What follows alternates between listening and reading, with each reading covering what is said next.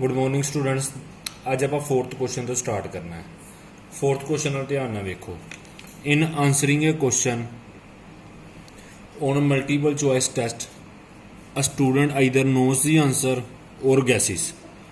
पहली लाइन तो ही आपां नूं E1 E2 पता लगता पाया। नोज दी आंसर एक शब्द ये हो गया E1 और तो बाद आ गया गैसिस, ये हो गया E2, ये हो गया E2।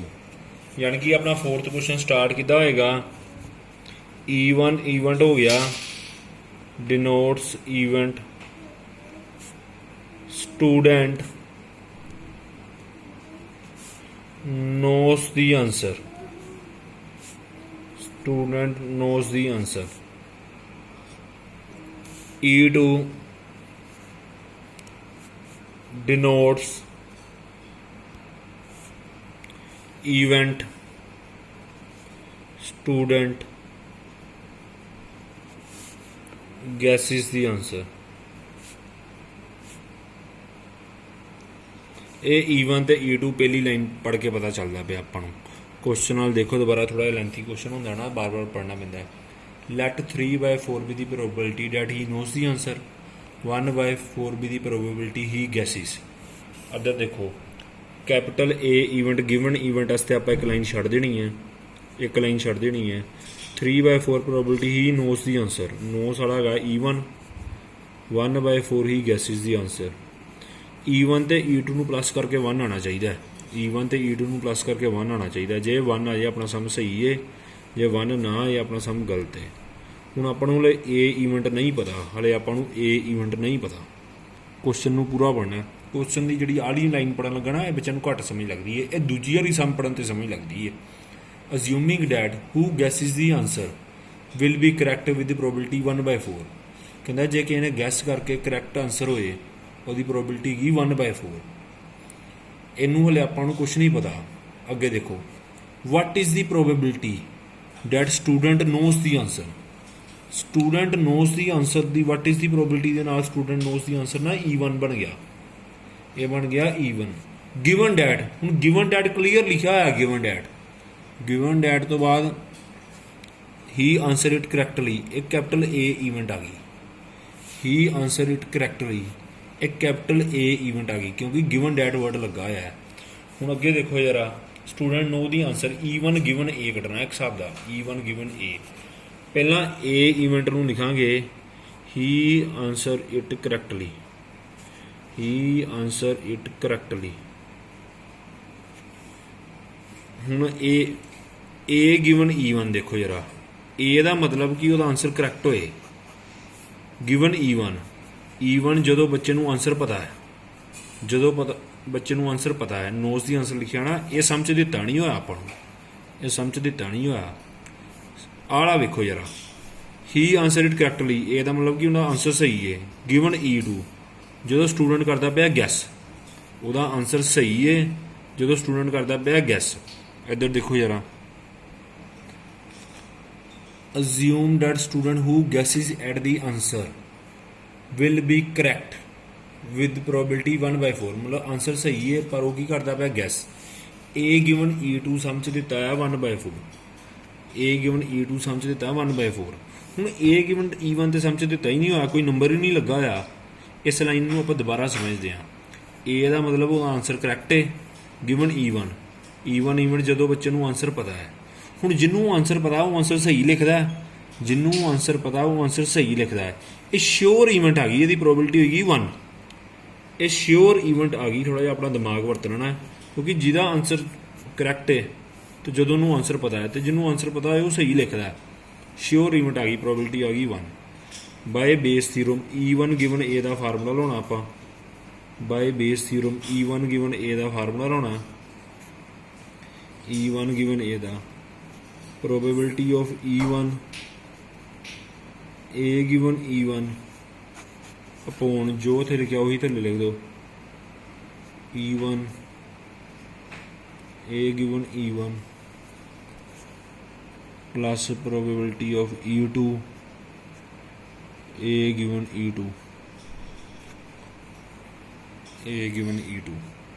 जो वैल्यू भरांगे आप इत्थे आ जाएगा 3/4 into 1 on 3/4 into 1 plus 1/4 into 1/4 1/4 common cut के कटो 1/4 कॉमन कट के कटोगे ऊपर 3 बचेगा थले बचेगा 3 प्लस 1/4 3 प्लस 1/4 एलसीएम लो 4 3 का हो जाएगा 12 प्लस 1 13 तो बाद 4 सब तो ऊपर जाना है बाद 4 सब तो ऊपर जाके आंसर आ जाएगा 12/13 बाद 4 सब तो ऊपर जाके आंसर आ जाएगा 12/13 चेक कर लेना ही आंसर होएगा। अगला क्वेश्चन देखो जो आप कराना है क्वेश्चन नंबर 6 क्वेश्चन नंबर 6 तो देखो जरा देयर आर 3 coins मतलब 3 इवेंट बननगियां E1 बनेगा E2 बनेगा E3 बनेगा कैपिटल ए वास्ते भी एक लाइन छड्ड लेनी है आपां फिर प्रोबेबिलिटी ऑफ E1 वास्ते एक लाइन छड्ड लेनी है प्रोबेबिलिटी ऑफ E2 वास्ते एक लाइन छड्ड लेनी है प्रोबेबिलिटी ऑफ E3 वास्ते एक लाइन छड्ड लेनी है। मतलब जो सम का फॉर्मेट है ना आ देखो मैं सम का फॉर्मेट बनाना मैं सम का फॉर्मेट कितना बनना सम का फॉर्मेट देखो कितना बनना हले मैनू पता नहीं सम की है 3 कोइन दिते हैं 3 इवेंट आ गई ए होनी गिवन इवेंट आ तिना दी प्रोबेबिलिटियां लिखनियां आ प्रोबेबिलिटियां लिखनियां तो बाद च आपां बेस थ्योरम का फार्मूला ला देना बाद च आपां बेस थ्योरम का फार्मूला ला देना। देखो जरा E1 इवेंट क्वेश्चन को पढ़ते हैं जरा 3 कॉइन क्या 1 is a 2-headed coin having had on both the faces मतलब 2-headed coin है जिहदे दोवां पासे हैगा हैड। देखो जरा E1 डिनोट 2-headed coin पहली इवेंट किहड़ी होगी 2-headed coin 2-headed coin का मतलब होंदा दोवां पासे हैड है स्पैशल तरह का coin डिज़ाइन किया जिहदे दोवां पासे हैगा हैड जिहदे दोवां पासे हैगा हैड। अगे देखो जरा another is biased coin biased मतलब पार्शियलिटी हुई है that comes up had 75% of time. देखो जरा हूँ E2 च की लिखना है E2 च लिखना है E2 डिनोट करता पाया है biased coin that comes up had 75% of time. Biased मतलब पार्शियलिटी हुई है एक पासे कोइन भारा किया गया है जिहदा हैड आने का चांस है 75%। अगे क्वेश्चन पढ़ना आप third is an unbiased coin third is an unbiased coin जो सिंपल कोइन जो आप डेली रूटीन च वेखते हैं E3 denotes unbiased coin E3 denote unbiased coin. अगे देखो जरा one of the 3 coin is chosen at random and toast one of the 3 मतलब 3 coin की प्रोबेबिलिटी हो जाएगी 1/3 1/3 1/3। कल बैग वाले सम किए 1 ऑफ द 2 लिखा आई उस 1/2 1/2 ले सी। अदर देखो जरा one of the 3 coin is chosen at random मतलब तिना की प्रोबेबिलिटी अपने को आई नहीं है 1/3 1/3 1/3। अगे देखो जरा फाइंड अगे chosen at random and toast it shows had कहना कोइन टोस किया और तो पक्की गल हैड आया कैपिटल ए इवेंट होगी कैपिटल ए इवेंट होगी coin shows had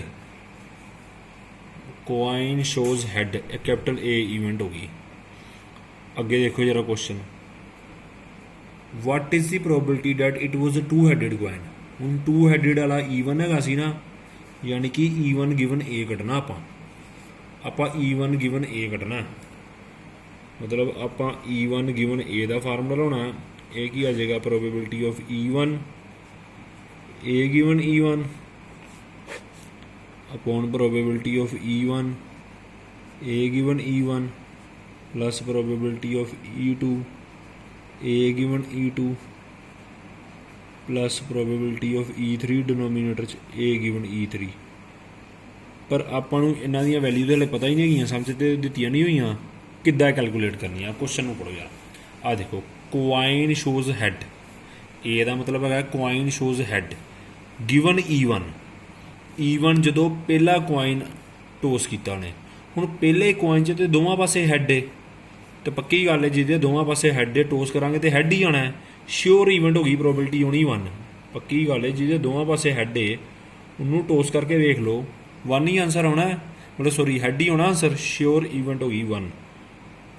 a given E2 ए दा मतलब कॉइन ते हैड आए गिवन E2 जो सैकेंड कॉइन यूज़ करिए सैकेंड कॉइन च हैड आने का चांस है 75%। सैकेंड कॉइन च हैड आने का चांस है 75%, यानी कि 75/100 3/4। 75/100 3/4 कटिंग करके वेख लो ना, 3/4 आएगा। ए गिवन E3 ए का मतलब कॉइन ते हैड आए गिवन E3 जो थर्ड कॉइन टॉस करिए थर्ड वाला गा अनवाइस्ड कॉइन। थर्ड कॉइन च हैड आने की प्रोबेबिलिटी 1/2। थर्ड कॉइन च जिद्दां थर्ड कॉइन च क्या हैड आना चाहिए गिवन E3 मतलब अनवाइस्ड कॉइन च हैड आना चाहिए, तो वही प्रोबेबिलिटी 1/2 ही होनी है। जो सिंपल कॉइन होंदा है उस हैड आने की प्रोबेबिलिटी 1/2 ही होंदी है। अगे देखो जरा फार्मूला अप्लाई करो, सारिया वैल्यू भरो। 1/3 × 1 अपॉन 1/3 × 1 प्लस 1/3 × 3/4 प्लस 1/3 × 1/2। इधरों 3 कॉमन कड्डो थलों जो 3 कॉमन कड्डोगे आ 3 ना हो जाएगा कैंसल। मैं लिखण ही नहीं लगा इत्थे बचेगा 1 आ 3 तो गया, इत्थे बचेगा 3/4 इत्थे बचेगा 1/2। 4 2 का एलसीएम लवांगे 8 इत्थे 8 आ जाएगा, तो 8 बाय सब तो ऊपर भी जाएगा, 8 बाय सब तो ऊपर भी जाएगा। 8 इत्थे आना 6 आना है क्योंकि इत्थे 3 है ना। 4 2 का एलसीएम तो 4 आना है, इत्थे 6 आना है अपने नहीं 4 2 का ओहो सॉरी 4 2 का एलसीएम आना 4 2 का एलसीएम आना अपने को 4, तो 4 बाद च सब तो ऊपर भी जाएगा। चलो 4 + 3 + 2 4 + 3 + 2 सब तो थले आएगा 4, बाद 4 चल जाएगा सब तो ऊपर, अपने को आंसर आएगा 4/9। अपने को आंसर आएगा 4/9। चेक कर लेना यही आंसर होएगा। देखो अगला क्वेश्चन जरा एग्जाम्पल 33 पेज नंबर 578 के। हुण ये बुक च नहीं लिखा हुआ बेस थ्योरम का सम है, तो ये साइड पर लिख लो बेस थ्योरम, तुहानूं पता लग जाएगा जो रिवाइज करोगे।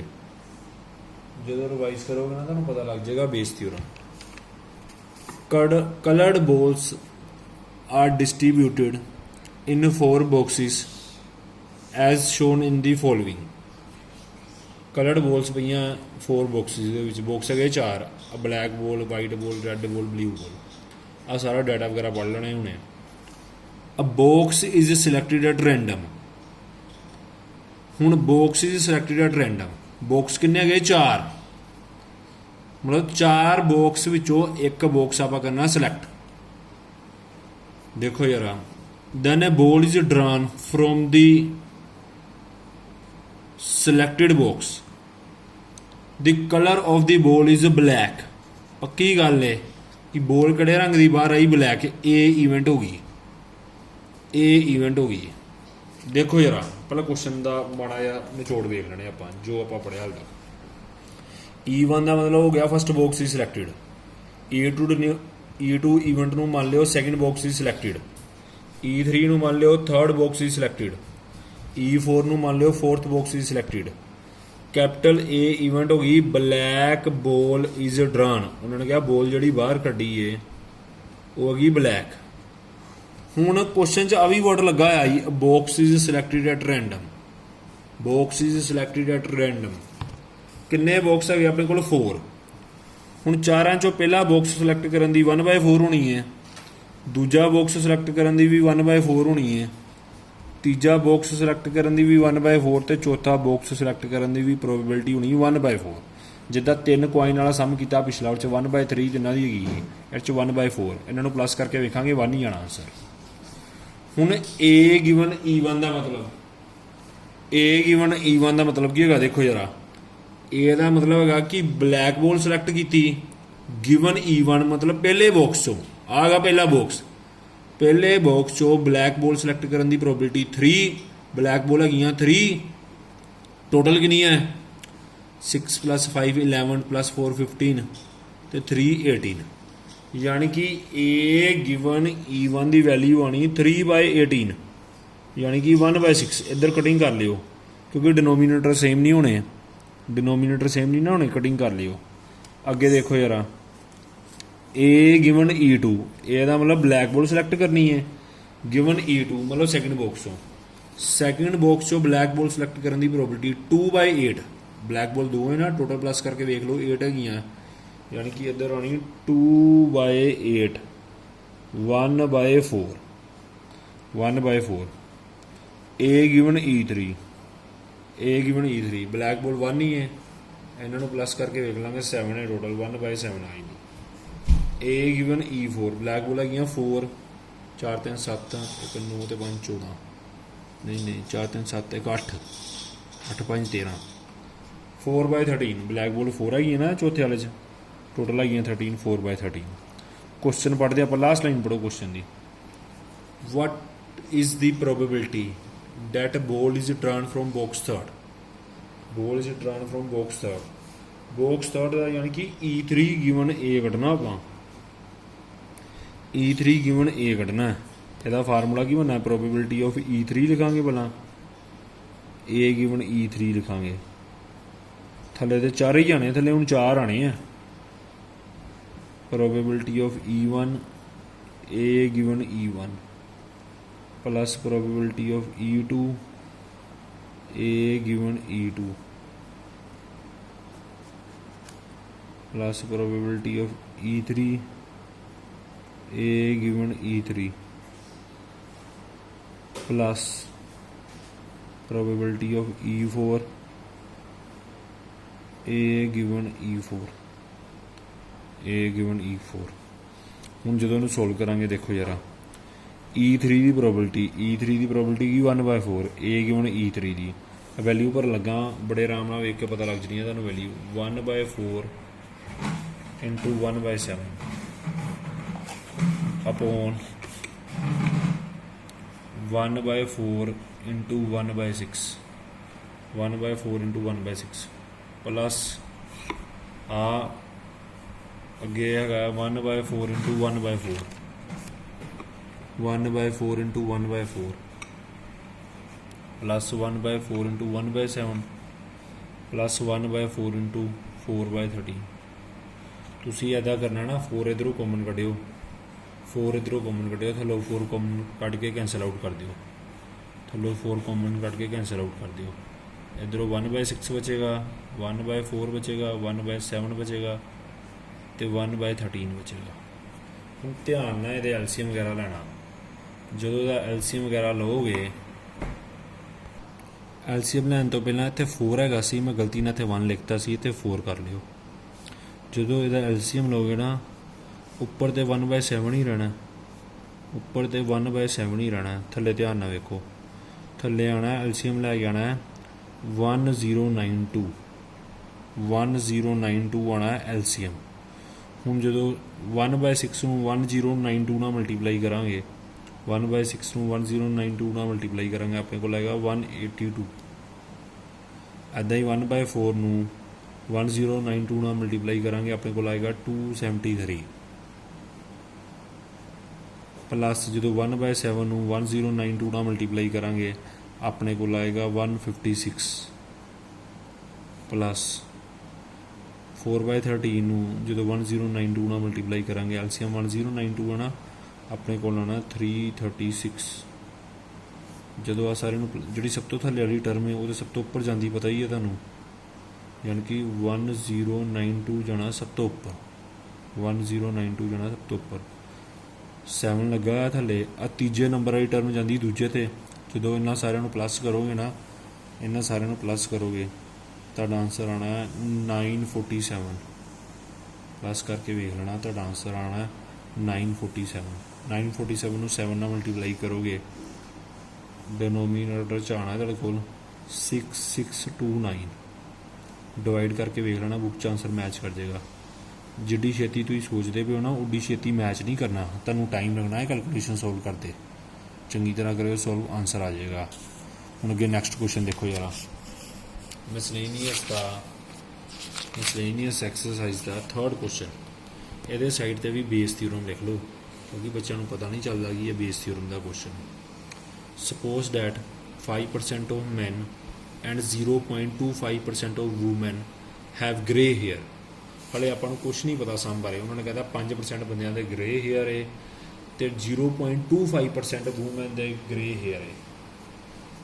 ਹੁਣ ਅੱਗੇ ਦੇਖੋ ਜਰਾ, a grey hair person is selected at random.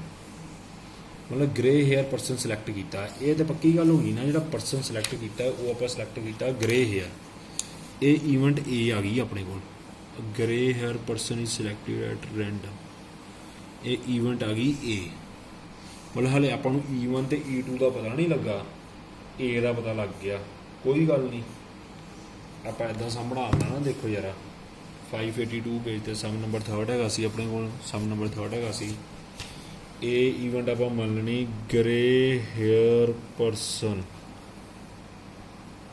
Is selected, ਯਾਨੀ ਕਿ ਆਪਾਂ E1 ਦੀ ਪ੍ਰੋਬੇਬਿਲਿਟੀ ਲਿਖਣੀ ਹੁੰਦੀ ਹੈ, E2 ਦੀ ਲਿਖਣੀ ਹੁੰਦੀ ਹੈ। ਇੱਥੇ ਲਿਖਣਾ ਹੁੰਦਾ A ਗਿਵਨ E1, ਇੱਥੇ ਲਿਖਣਾ ਹੁੰਦਾ A ਗਿਵਨ E2। ਆਹ ਪ੍ਰੋਬੇਬਿਲਿਟੀਆਂ ਲਿਖਣੀਆਂ ਹੁੰਦੀਆਂ। ਆਪਾਂ ਵੇਖਦੇ ਹਾਂ, ਸਮ ਪੜ੍ਹਦੇ ਹਾਂ, ਇਹਦੀ ਪ੍ਰੋਬੇਬਿਲਿਟੀ ਵੀ ਵੇਖ ਲੈਣੇ ਆ। ਦੇਖੋ ਇਹਦਾ ਸਮ ਪੜ੍ਹਦੇ ਹਾਂ। What is the probability of person being a male. ਜਿਹੜਾ ਪ੍ਰੋਬੇਬਿਲਿਟੀ ਦੇ ਡੈਟ ਨਾਲ, ਪ੍ਰੋਬੇਬਿਲਿਟੀ ਦੇ ਨਾਲ ਵਰਡ ਲੱਗਾ ਉਹਨੂੰ E1 ਮੰਨ ਲਓ। ਪਰਸਨ ਬੀਇੰਗ ਏ ਮੇਲ, ਇਹਨੂੰ E1 ਮੰਨ ਲਓ ਨਾ। ਦੇਖੋ ਜਰਾ, E1 ਈਵੈਂਟ ਹੋ ਗਈ person being a male, E1 event ਹੋ ਗਈ person being a male. E2 ਉਹਦੀ ਕੰਪਲੀਮੈਂਟਰੀ ਈਵੈਂਟ ਹੋਏਗੀ, E2 ਉਹਦੀ ਕੰਪਲੀਮੈਂਟਰੀ ਈਵੈਂਟ ਹੋਏਗੀ ਪਰਸਨ ਬੀਇੰਗ ਫੀਮੇਲ, ਹੁਣ ਆਪਾਂ ਨੂੰ ਕੁਐਸਚਨ ਪੜ੍ਹਦੇ ਹਾਂ, ਫਿਰ ਇਹਨਾਂ ਦੀ ਪ੍ਰੋਬੇਬਿਲਿਟੀ ਦਾ ਪਤਾ ਲੱਗਣਾ। ਅੱਗੇ ਲਾਸਟ ਲਾਈਨ ਪੜ੍ਹੋ ਕੁਐਸਚਨ ਦੀ। Assume that there are equal number of male and female. ਹੁਣ ਮੇਲ ਅਤੇ ਫੀਮੇਲ ਹੈਗੇ ਇਕੁਅਲ ਨੰਬਰ ਦੇ, ਯਾਨੀ ਕਿ ਮੇਲ ਵਾਲੀ ਨੂੰ ਈਵੈਂਟ ਬਣਿਆ ਸੀ E1, ਫੀਮੇਲ ਵਾਲੀ ਨੂੰ ਈਵੈਂਟ ਬਣਿਆ ਸੀ E2। ਹੁਣ ਦੋਵੇਂ ਇਕੁਅਲ ਨੰਬਰ ਦੇ ਹੈ, ਦੋਵੇਂ ਪ੍ਰੋਬੇਬਿਲਿਟੀ ਹੈਗੀਆਂ 1/2 1/2। ਜੇ ਇਕੁਅਲ ਨੰਬਰ ਅੱਧੇ ਮੇਲ ਹੋਣਗੇ ਅਤੇ ਅੱਧੇ ਫੀਮੇਲ, ਮਤਲਬ 1/2 ਹੀ ਹੋਣਗੇ। ਪਲੱਸ ਕਰਾਂਗੇ ਤਾਂ 1 ਆ ਜਾਏਗਾ। A ਗਿਵਨ E1, ਇਹ ਦਾ ਮਤਲਬ ਆਪਾਂ ਗ੍ਰੇ ਹੇਅਰ ਪਰਸਨ ਸਿਲੈਕਟ ਕੀਤਾ ਹੈ ਗਿਵਨ E1। ਜਦੋਂ ਪਰਸਨ ਮੇਲ ਹੈ, ਗ੍ਰੇ ਹੇਅਰ ਸਿਲੈਕਟ ਕਰਨਾ ਮੇਲ 'ਚੋਂ।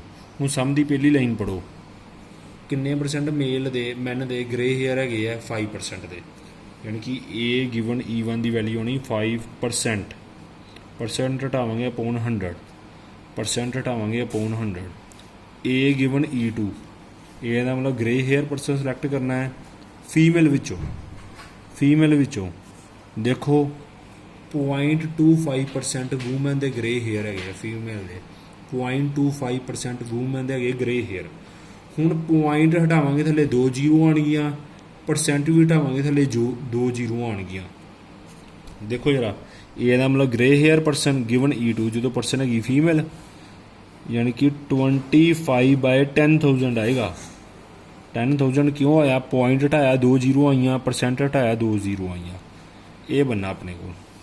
ਹੁਣ by Bayes theorem E1 given A ਦਾ ਫਾਰਮੂਲਾ ਕੱਢਣਾ ਸੀ, ਬੜੇ ਆਰਾਮ ਦੇ ਨਾਲ। ਵੇਖੋ ਸੇਮ ਹੀ ਫਾਰਮੂਲਾ ਲੱਗਦਾ ਪਿਆ ਹਰ ਸਮ 'ਚ। ਆਪਾਂ ਇਹ 'ਚ ਕੁਛ ਵੀ ਅਲੱਗ ਨਹੀਂ ਕੀਤਾ ਆਪਾਂ ਇਹਦੇ ਵਿੱਚ।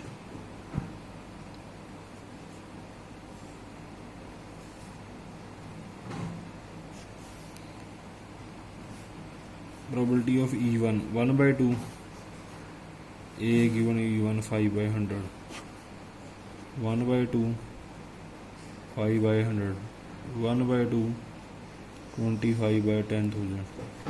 ਇੱਧਰੋਂ 2 ਕਾਮਨ ਕੱਢ ਲਓ ਅਤੇ 100 ਕਾਮਨ ਕੱਢ ਲਓ, 2 ਕਾਮਨ ਕੱਢ ਲਓ ਅਤੇ 100 ਕਾਮਨ ਕੱਢ ਲਓ। ਇੱਥੇ ਬਚੇਗਾ 5, ਇੱਥੇ ਵੀ ਬਚੇਗਾ 5। ਕਾਮਨ ਕੱਢ ਕੇ ਕੈਂਸਲ ਆਊਟ ਕਰਤਾ ਨਾ ਡਾਇਰੈਕਟ। ਇੱਥੇ ਬਚਣਾ 25/100, 2 ਜ਼ੀਰੋ ਤਾਂ ਗਈਆਂ ਨਾ ਕਾਮਨ, ਯਾਨੀ ਕਿ ਉੱਪਰ 5 ਬਚੇਗਾ। ਇਹਨੂੰ 0.25 ਮੰਨ ਲਓ,